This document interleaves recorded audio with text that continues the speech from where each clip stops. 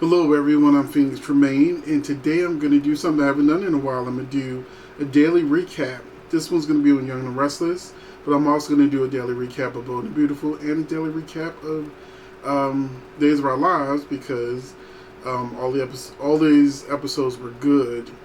So I'm just going to go on ahead and do the daily recap. I'm still going to do the week in a review at the end of the week, and of course the spoilers for the following week. So, welcome to the Soap Fam, where we give you great news and information on the soaps. And I'm going to go ahead and go in on Young and Restless, the show that I had stopped watching for a while because it sucked, but now it's good again.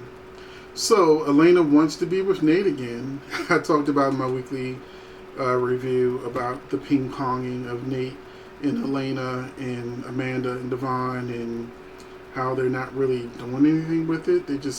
It's not like, it feels like there's not a storyline there that is really compelling them to move to the next point of the story and the next point of the story. They're just kind of like, okay, so now these two people are together again. So yeah, they had a scene where Elena let Nate know that she's interested again, and if he's not, she understands, but also she doesn't think she can go back to being just friends. Either you're gonna give her some, or you're gonna kick rocks. It's just that simple. Victor dismissing Ashlyn. He says, "All right," in a conversation. Ashlyn, have a nice day. I got my life because Ashlyn is just such a ruthless person. You can sort of like, he hasn't done a lot yet, but he gives, the actor is really good. He gives you that cold vibe, and for Victor to not even be like, who are you? You're nothing to me. We're not gonna do the deal, so go away. So I love that because that reminds me of the old Victor that's been missing for a long time since he went into retirement.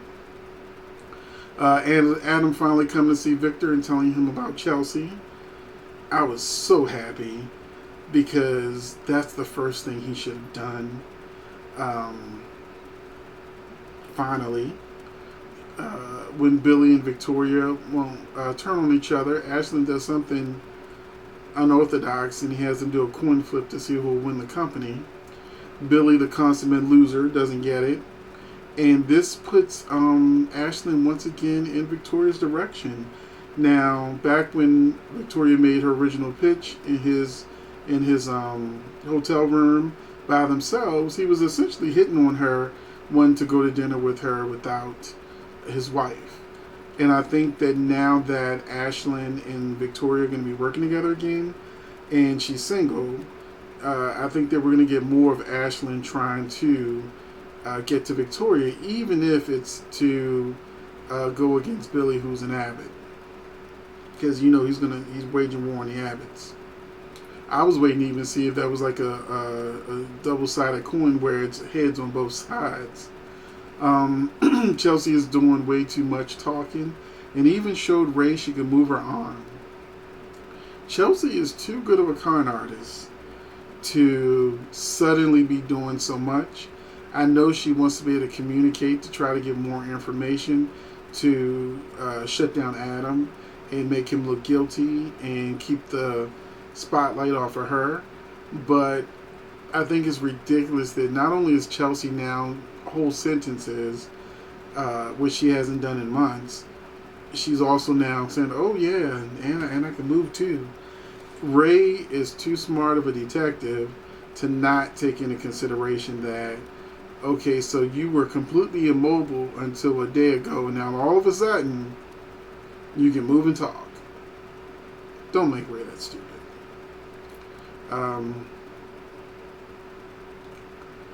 We also had a lot more signs that Young Restless is moving away from social distancing. Ashlyn and Adam were close to Victor than previously seen. You even saw Adam and Victor clean glasses, leaning towards each other.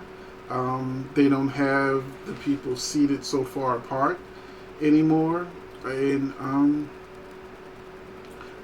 he also got in Victoria's face. Victor got into Victoria's face, and I was like, okay, that is definitely not social distancing. So we got Billy and Lily kissing, You've got Victor being closer to different actors, especially at his age, where they should be more careful. Clearly, they've got things so that they can do what they need to do, so the actors can be close. There's still social distancing on the show because once again, they film different things at different times. But I now see that as we see more and more new episodes, you're going to see less and less of social distancing. Unless the actors themselves say they're uncomfortable with it. Also, Victor did something that's old school Victor. He tells Victoria, when you cross me in business, things get dangerous. Now see yourself out. So he threw Victoria out too. And then Victoria realized that Adam's favorite scotch was sitting out, and she knows that now Victor and Adam are in contact with each other. And the way she was walking, it was like she knew where Adam was going to be. And in the spoilers, it did say that there's going to be a confrontation between Adam and Victoria, and this is probably leading up to that. The highlight of the episode was Faith standing up for herself. I stood up and cheered because I was like, please, please slam the door in her face. Please slam the door in her face. And then when Faith slammed the door in her face, I got up and cheered because Olivia Allen Lynn, who plays Faith before her, is such a sweetheart. She's such a nice, innocent-looking girl. And when she was in scenes with Jordan, she was shorter and she looked a lot younger. And so it always looked like Jordan was really this much older girl that Faith couldn't stand up to. Now Faith has increased in age, and Jordan looked like she wasn't as old as Faith. And when Faith was telling her, I don't care what you have to say, I don't care if you have a ride. Hope they still out there can take you home because I don't want anything to do with you. And this is the Faith that I wanted to see. I wanted to see a Faith that had a backbone, was more of a Newman, and I'm looking for more of this. My disappointment is in Moses. He's not in this episode, but clearly Moses is Faith's new love interest, and I don't see these two together. I don't know if you can, because now he looks almost too young for her, and he's acting too young for her. You know what I'm saying? I'm not saying she's like an old woman or she's 18 now or anything like that. It's just that when I see two people as a couple, that's not what I envision. He looks like they're just in two different worlds. So let me know in the comment section what you thought about this new episode of Young and the Restless. And hopefully I'll see you in the comment section and the next set of videos. I will not be doing daily recaps every day. I'm only going to do daily recaps if an episode warrants me actually talking about it before the week in review video. So, thanks for watching.